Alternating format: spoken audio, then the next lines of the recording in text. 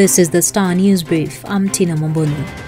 National unity, establishment of a social welfare fund for poor families, eradication of corruption, job creation, and universal healthcare top ODM leader Raila Odinga's priority list if elected president. Raila is widely expected to declare his presidential candidature for the August 9, 2022 election at the highly publicized Azimio la Umoja National Convention at Kasarani Stadium on Friday. In his countrywide Azimio la Umoja tours, Raila has maintained that his administration will establish a social welfare fund that will see every poor family get a monthly stipend of 6,000 shillings. The creation of the fund is among the mega plans the AU Special Envoy intends to undertake to improve the lives of ordinary citizens, transform the economy, and improve the standards of living.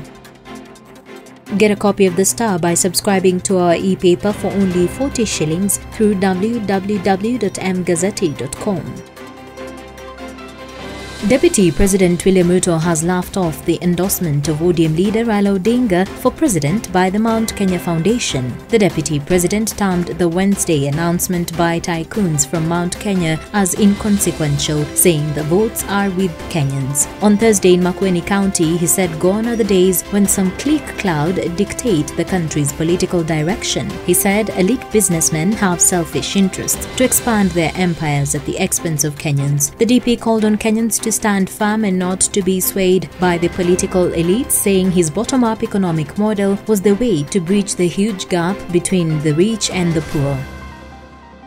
There was nothing they could do to escape, so they huddled together in a cold, cramped hollow in the cave, prayed and waited. Either they were waiting for their time to die or the hour when their rescuers would find them. Deeper below them was a pool of filthy, salty water. It was pitch dark. The walls of the cave were uneven and wet. Around them was the pitch-dark, uneven surface with colder droplets of water, which formed the walls of the cave that was threatening to squeeze the life out of them. The foregoing makes the summary of the survivors' narrations hours after they were retrieved from the cruel caves of a Bimbo gold mine in Bondo, Siaya County, where they had been trapped for 6 days.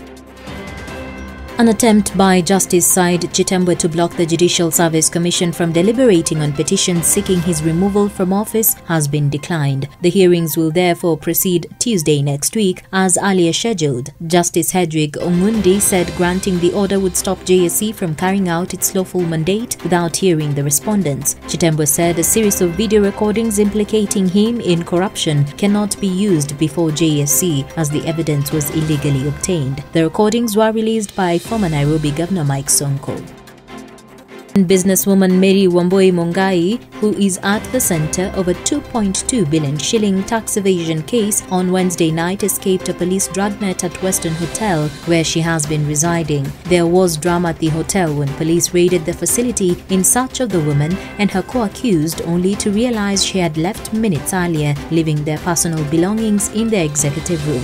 She apparently used a connecting door in her room to get into another one and mingled with VIPs who had been there.